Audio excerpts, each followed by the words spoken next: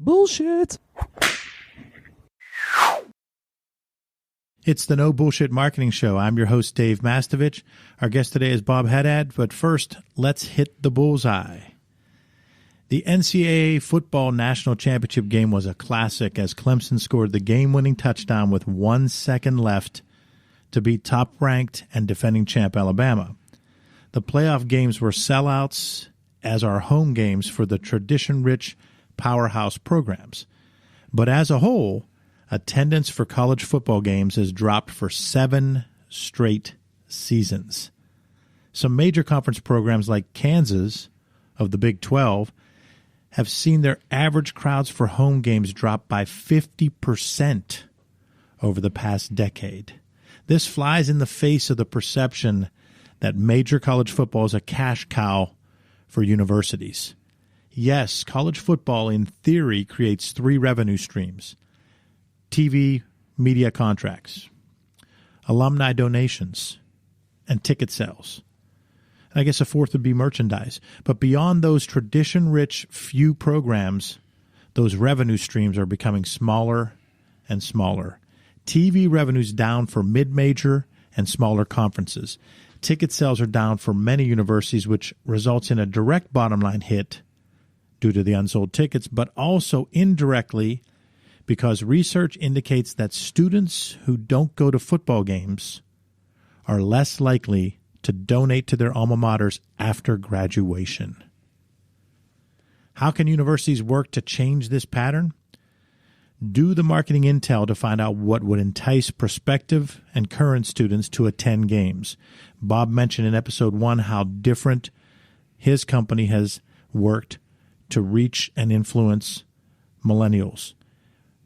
That's what universities need to do. They need to do the marketing intel to find out what would entice prospective and current students to attend games. Listen and tweak the product. Find creative ways to engage and interact with students. The intel needs to be done now, and universities need to listen, adapt, and hit the bullseye. The No Bullshit Show is brought to you by Audible.com. Get a free audiobook download and 30-day free trial at www.audibletrial.com/nobs. Try a book like The Creator's Code, The 6 Essential Skills of Extraordinary Entrepreneurs by Amy Wilkinson. You can download it for free today. Go to audibletrial.com/nobs. Over 180,000 titles to choose from for your iPhone, Android, Kindle, or MP3 player. Our guest today is Bob Haddad, Senior Strategic Account Manager at Salesforce.com. Bob spent his career bringing strategic technology solutions to sales teams and organizations throughout the world. In episode 1, he talked about his experience at Indiana University of Pennsylvania and the Eberly College of Business and Information Technology. He talked about how he came out and initially had been shoveling asphalt for 6 months. Then he had a choice between a couple of jobs, and he took the one tied to technology. It was a humbling experience, worked there 9 months. Then took another job and was able to be at Xerox for about 10 years. Later, after another stint at Legion here in Pittsburgh, he landed with Oracle, met Larry Ellison and senior managers, and had the chance to work directly with Larry and other key players at Oracle, and now is at Salesforce. Bob, welcome to the show. Thank you. It's great to be here. You're a big sports guy, as I am. What'd you think about the point about college football and how if people don't attend, they're less likely to donate to their alma maters? Well, I can appreciate that. I had never connected that previously, but I can absolutely appreciate when you're at a college game and it's a good game, great atmosphere, there's a great feeling of belonging. And I think, it's an interesting statistic that you pointed out. Bob, I want to spend time on a number of things in here in episode 2 because we got through a lot of interesting stuff, but so much more. So first, I want to spend just a little bit more time on your excitement about being a grad of IUP and the impact it's had on your life. It's been pretty significant. What I learned there certainly was a great foundation for my career. The people I met, though, has been lasting friendships. I had one of my college roommates, Anthony Cherico, was in town last week, and he and his daughter spent the night at the house. And David Thornberry, who was another roommate, has started a couple of side businesses recently. Also has this little booklet called Silver Bullets for sales, Silver Bullets for recruiting. I put together my Silver Bullets for my kids off of his book. Keep in constant contact.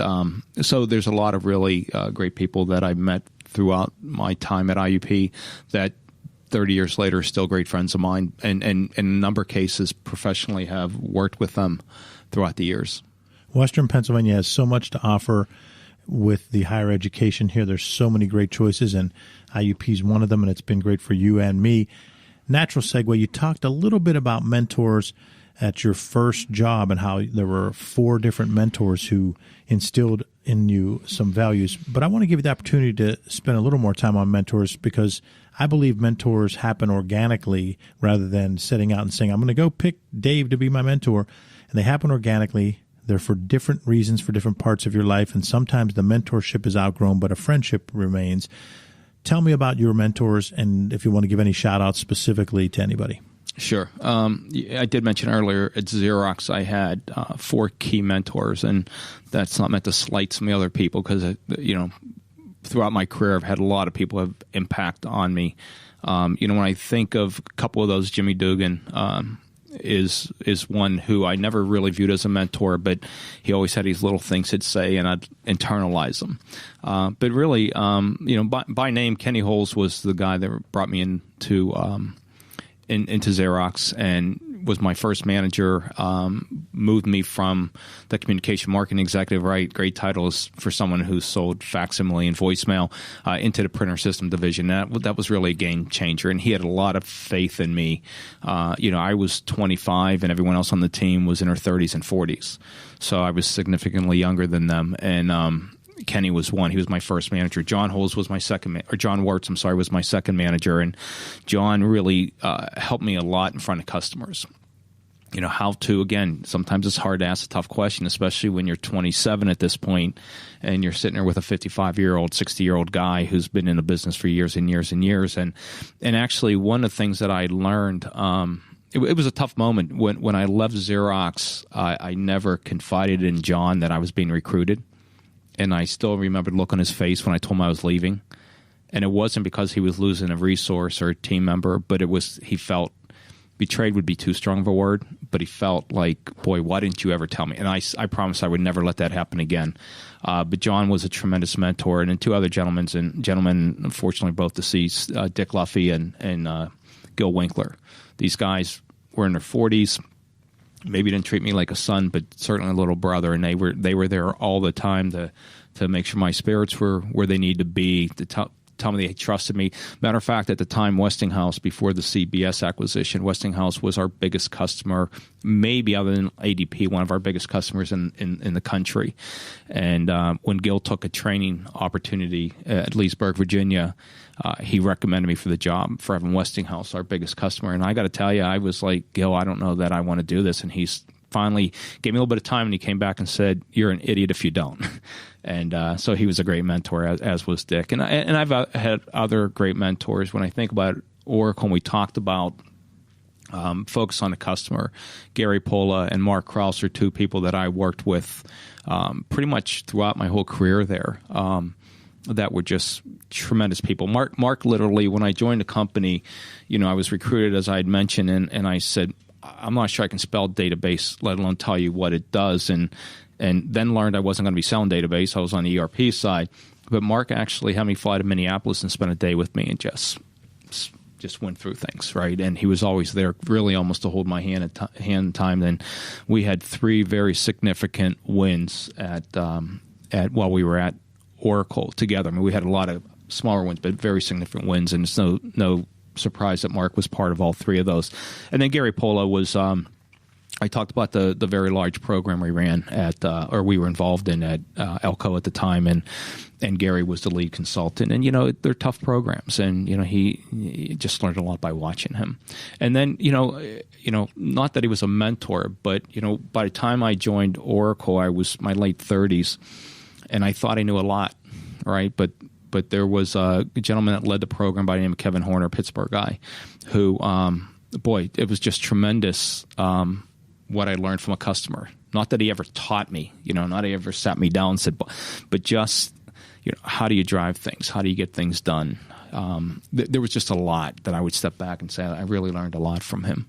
Is he Mastech? He was. Yes. Okay. Yeah.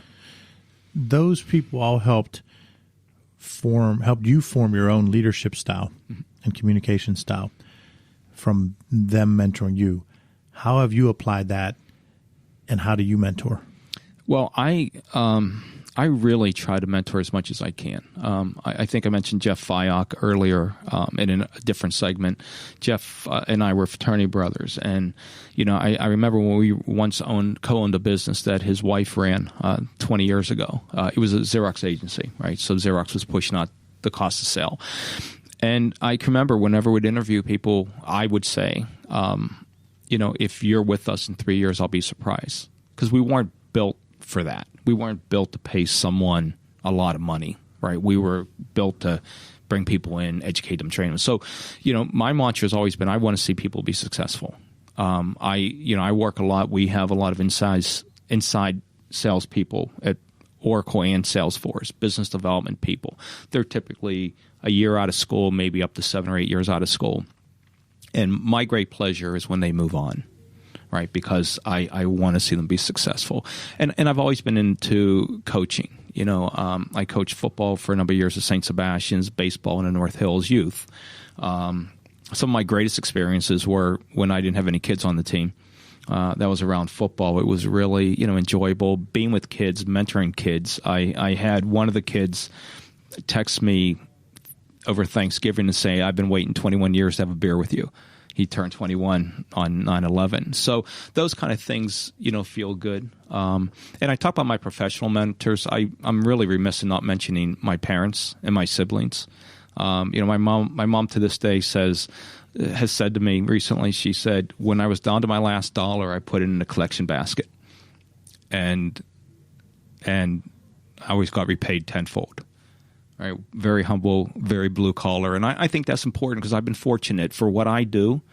I've been fortunate that I've been successful. I've been able to put my kids through college and 3 weddings, but what I try to instill in my kids is, the reason why that kid might be wearing something you wouldn't wear anymore is because maybe that's what they have. Right, because I've been laughed at 1,000 times because when I was in high school, I used to write down what I wore to school because I once had a teacher tell me I wore the same shirt 2 Fridays in a row. I didn't have 30. You know what I mean? So I've always been very sensitive to that kind of thing. And again, I've been fortunate, but it's really important that I continue to remember the lessons that I got from my parents. And I mentioned David Thornberry's book, Silver Bullets, and I put mine together. I wrote it. One of them is, and I said this to my daughter and her husband at their wedding, don't judge me based on my kids, judge me based on my grandkids. Because I know I have a value system from my parents that should lead to good kids for me. What's really important is that I teach them well enough. And that's a form of mentoring as well. That's Bob Haddad on the No Bullshit Marketing Show. Some heartfelt advice and messaging and background. Moving into Salesforce. About 7-8 years ago, I read the book by Mark Benioff, and it explained his vision, his why, his big idea, and it actually became the cloud pretty much because there was no cloud. And I remember when they first started moving things to the cloud, people said, what's the cloud? So then they had a messaging issue. You're now part of Salesforce. You're taking that message across the world, really, and it's made such a huge impact. Talk about Salesforce.com and your vision and how you fit in. Yeah, well, Salesforce is a very interesting company, and I use the word interesting because it's very different than most. You mentioned on the cloud front, when Mark left Oracle in late 90s, I think it was 98, and then 99, he took time off. I think it was 6 months in '99, he came up with this idea of the cloud, and at the time people thought that was crazy. And what's interesting is we've been cloud throughout, right? I mean, everything, all our customers, for instance, sit basically in the same environment, get the same capability. There's 3 upgrades a year. So if you're the smallest company with 1 employee using our technology, or some of our customers that have 25,000 users, you're getting the same capability. So the whole cloud concept was very unique, and frankly, I remember back at my Oracle days, an exec stand up in front of 5,000 people and saying the cloud's going to die. And now if you look at the main players in technology, be it Microsoft, Oracle, SAP, they're racing to the cloud, right? And that's a little different situation, because they also have what would be called on-prem, right? You buy the software, you own it, and many customers doing that. So the cloud's unique. But what also is unique is Mark Benioff really gives back a lot. We have a 1-1-1 philosophy where 1% of our profits, 1% of our time, and 1% of our product is donated. So if you look at most companies, you might be able to matching funds of a few $100s. Ours is $5,000. We measure your volunteer hours. If I was still coaching football or baseball, they would give me a check for $1,000 because of the amount of time I spent doing that once you hit a certain threshold. So really focused on that, very focused on people. And some of it's been controversial. In Indiana and North Carolina, Mark believes that a leader in, soon to be $10 billion company really needs to take care of their people as well. So when he saw things that he thought was an injustice, and it was a little controversial, he stepped in and, did some different things. So the culture is very unique. Just another example, twice a month, Mark has his top couple hundred. They go off site and they meet, and we broadcast it, right? Public for everyone to see. He's preparing for his Dreamforce, which is our main convention, 150,000 people. He's preparing for it, running through it, and asking for feedback in the room. Again, very unique, very, very open with a lot of different things. From a technology standpoint, most people think Salesforce is for sales. But we do much more than that now. And, we sometimes debate Salesforce might be the wrong name for our company, but it goes beyond sales. It's service, it's marketing. And, you look at service and kind of social, service to me is the new sales. And you think about that. You get a phone call from a solicitor, what do? Right? You have a problem. It could be a huge problem, but it could be, I need to know something. You're calling them, asking for information with the right systems, which don't mean to sound like a commercial, but the right systems like we have. Now that service person can be sharing that information with the salesperson. I don't mean a phone call. I don't mean an email. I mean when that salesperson goes into the system, it's sitting there, or you can alert them that, hey, check this out. So, we're seeing more and more that the service is the new sales. And then when you talk marketing, we do marketing. We do configuration price quote, which most people aren't real familiar with. I won't take you through that. E-commerce, and then the Internet of Things, right? Anything that has a sensor, we can measure. And with the analytics today, you can start diving down and really start understanding, your customer and your customer base. And then artificial intelligence today, right? Getting to a point, I kind of alluded to this earlier. There's 10 customers that have this product A, 5 of them have product B, telling you, right? You should go talk to these other 5 about product B, not you having to go figure it out, telling you.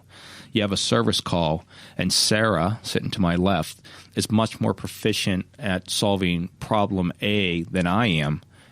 When that comes in, it goes directly to Sarah, right? Those kind of intelligence. So we're doing quite a bit today with those capabilities, and everything's on a platform. So all our technology sits on a platform, as well as we have 3,000 partner apps. Right? If we don't have the capability, it sits on our platform. So we're doing some pretty exciting things. We're growing 25 to 30% per year. We expect to hit $10 billion next year. Our fiscal year ends January, so we're at the end of this fiscal. So it's a lot of exciting things going on.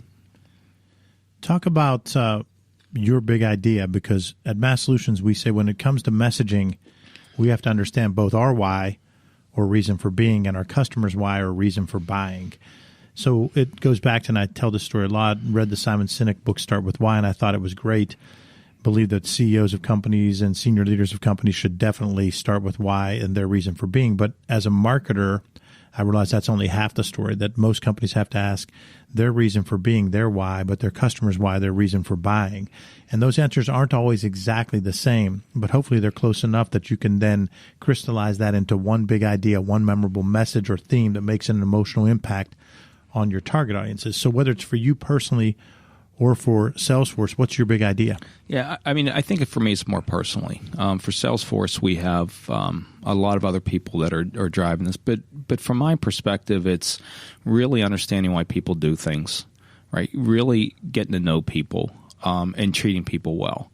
And you know, I've been mentoring in the city school for the past couple of years, and you know, just really trying to help wherever I can. I'm not going to solve every problem. I get that by any stretch, but just, you know, trying to be a good influence. And I think that in this day and age, especially with all the feelings out there, good or bad about President Obama, good or bad about President-elect Trump, people seem to be on one side or the other. And I think this is an opportunity because of how hostile the environment has become recently, that we are all stepping back and really stop looking directly in our silo and our silo only, and start looking at what do we do to make this better, not just complain about our optics of what it is. I like it. A lot of work, but it just seems like it's so antagonistic these days that we have to figure something out. And you know, and I mentioned earlier, I have 5 kids. And they sit on different sides of the aisle. And today, especially with the way they take in their news, I mean, you know this much better than I do, right? I mean, I still sit down in the morning and read the newspaper, and I stumble upon 3 or 4 articles that would normally be of no interest to me, right? But I'm learning, I'm seeing.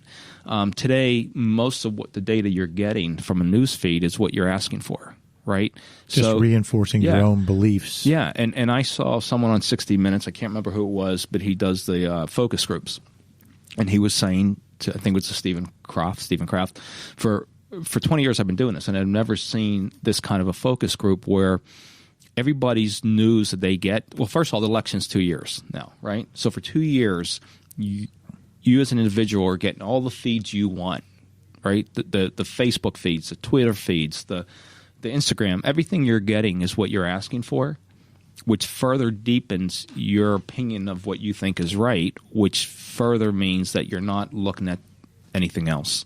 And you know, I thought it was a very and then who trusts the media anymore? I mean, forget fake news, right? But you know, I said to my wife recently this revelation, you know, the Today Show isn't about news anymore. She's like, where have you been? It's entertainment. Right, and I still kind of remember the Today Show as it was news. It was cutesy at times, but I don't need to know what Kanye West, how he reacted to something. Me personally, right? But that's what you see out there today. But anyway, I just think there's so much focus on I want to know what I want to know, and that's where the information comes from, and it's not more broad. Absolutely true. The problem is that we just reinforce our beliefs. If we watch MSNBC, we're going to continue to be believing completely liberal beliefs. If you watch Fox, you're going to continue to believe completely conservative beliefs, and they're both fake news. They're both not news. Yep. That's the problem. Both of those networks claim to be news when they're entertainment. And if we would just say that, that's okay that you like Fox better or you like MSNBC better, but it's not news. It's not reality. It's entertainment. Yeah. And that's a big problem. Yeah, I mean, I have friends that are very far on the right and friends that are very far on the left, and I don't want to talk to either of them about anything social or political. I don't, and I tell my kids that. If you can't find something good about Trump or Obama, I don't want to have a conversation. And my middle son actually posted something on Facebook, but to your point, it went, if you're on, we'll say Huffington Post, if you're reading that, throw it away. And what is it? Right? Yeah. Yeah. Throw that away. And it kind of moved in, right? Here's where MSNBC is. Here's where CNN sits, Fox. Yeah. And it was really kind of interesting. And the point in that was, you know, if you're reading that stuff far on the left, far on the right, you're only getting one view, and you should probably stop like internalizing that. So that's the one thing that I think most people don't agree on, but should, is that those are just more polarizing. Yeah. Bob, listeners want to know, do you have a tool, an app, blog, book, or even something that's part of your daily or weekly routine that impacts your life and might help our listeners? Boy, no, I have a phone. I mean, so we all do. My kids for years have said, "Dad, what do you do other than email and talk on the phone?" Right. So, no, I just, again, I was fortunate to, I believe, get, fortunate, I know, I had wonderful parents and siblings and external family, right? I mean, extended family. And I just try to remember the lessons I learned from them and pass it on. That's how I try to live my life. I tell my kids, treat everyone like you want your grandmother to be treated. And I know that's very hard at times, but, that's the way you treat people. But no, my tool is my phone. And one of the things that, I've learned over the last year and a half is I very rarely use my Mac or formerly my PC unless there's some hardcore core keypadding I need to do, because everything today is available on the phone, right? And Dave, to your point earlier, the podcast, right? That app's been sitting on my iPhone since I got a year and a half ago. And in 10 seconds, you have me using it, right? It's been sitting there, but there's all the technologies out there today, and it's important to leverage it. Bob Haddad of Salesforce, a strategic sales thinker and technology guy. Thanks for being on the No Bullshit Marketing Show. Is there anything I didn't ask you that you thought I would? Nothing off the top of my head, but it's been a great experience. I've not done this before. A little anxious, as I told you, coming in. Hopefully there was some value in what came out of this today, but thank you. I appreciate this opportunity. Absolutely value. And to our listeners, thanks for joining us for the No Bullshit Marketing Show. Visit masssolutions.biz for show notes plus additional marketing and messaging resources. Are you signed up for light reading? Come on, sign up already. You'll receive valuable strategies every week to improve your marketing and transform your message. It really is light, intended to be read in 2 minutes or less, and it just might trigger bright ideas for you. To sign up, again, visit masssolutions.biz. Scroll down to the bottom of the page and enter your email. Remember, ask yourself, what's the big idea? And build your story around the answer. It's all about bold solutions, no BS.